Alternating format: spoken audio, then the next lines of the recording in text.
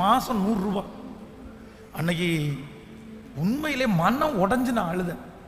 ஆண்டவரே, உண்மையாக நீர் என்ன ஊழியத்துக்கு அழைச்சிருக்கிறீரா? நான் கண்டினியூவாக படிப்பேனா? யார் என்னுடைய 3 வருஷத்தினுடைய ஃபீஸை எனக்கு கட்டுவாங்க? நீங்கள் அழைச்ச தேவனாக இருந்தால் நான் நிறைய கேள்விதான் பட்டிருக்கிறேன். ஆனால் என் கண்ணுக்கு முன்னாடி இவங்க இப்படி நடந்துச்சுன்ற அற்புதத்தை நான் பார்த்ததில்லை.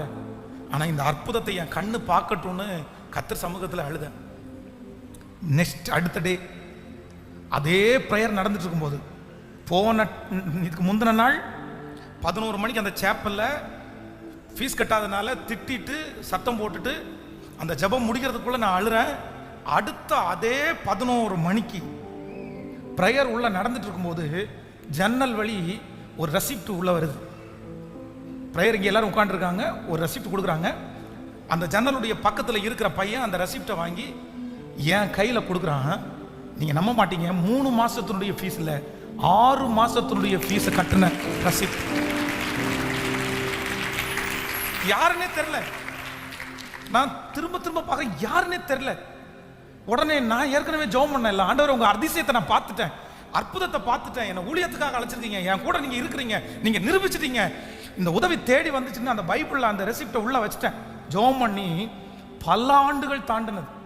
அப்படின்னா பைபிள் காலேஜ் படித்து முடிச்சு கிராஜுவேஷன் வாங்கிட்டு 1 இயர் அங்கே வார்டனாக இருந்துட்டு 5th இயர் சென்னைக்கு மாதாவரத்தில் ஒரு சர்ச்சு பாஸ்டராக என்ன அப்பாயின்மெண்ட் பண்ணுறாங்க.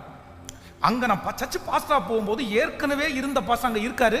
அவருக்கு ஒரு சின்ன ப்ராப்ளம், அதனால இன்னொரு ஊழியம் அவருக்கு இன்னும் கொடுக்கல. அதனால அந்த வீட்டுக்கு இருக்கிறார். சரி, நம்ம ஏற்கனவே நடத்தின பாஸ்டர் இந்த சர்ச்சை நடத்துகிறோம், அவரை போய் பார்க்கலன்னா மரியாதை இருக்காது, அதனால எப்படினாலும் ஆராதனை முடிச்சு அவரை போய் பார்த்துருவோன்னு சொல்லி அவருடைய வீட்டை போய் பார்க்கறதுக்காக போகிறேன். பாஸ்டர் என்ன அப்பாயின்மெண்ட் பண்ணியிருக்காங்க, நான் வந்திருக்கிறேன் அப்படின்னு சொல்கிறதுக்காக போகிறேன். அவர் என்கிட்ட பேசிகிட்டே இருந்துட்டு, எப்பா உனக்கு பைபிள் காலேஜ் ஃபீஸ் யார் கட்டணும் அப்படின்னு கேட்டார். அப்போ நான் என்ன சொன்னேன்னா, பாஸ்டர் கர்த்தர் யாரையோ எழுப்பி என் ஃபீஸை கட்டிட்டாரு, எனக்கு யாருன்னு கூட தெரில அப்படின்னு. அப்போ அவர் சொன்னார், அந்த ஃபீஸை கட்டினது வேற யாரும் இல்லைப்பா, உனக்காக நீ படித்து முடிக்கிற வரைக்கும் உன் ஃபீஸை நான் தான் கட்டினேன் அப்படின்னாரு. ஸோ எனக்கு ஆச்சரியமாக இருந்துச்சு. எப்படி பாஸ்டர், எப்படி அது வந்துருச்சு, எப்படி நீங்கள் நினைக்க இல்லையா? ஒரு நாள் நான் அந்த அன்னைக்கு ஒரு நாளைக்கு முன்னாடி எனக்கு என்னமோ பைபிள் காலேஜ் படிக்கிற ஏதாவது ஒரு பிள்ளைக்கு உதவி செய்யணும்னு நினச்சேன்.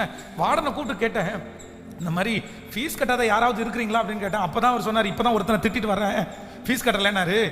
உடனே நான் அவன்கிட்ட சொன்னேன், அவன் படித்து முடிக்கிற வரைக்கும் அவனுடைய மொத்த ஃபீஸை நான் கட்டிடுறேன் அப்படின்னு ஒரு பொருத்தனை எடுத்தேன்.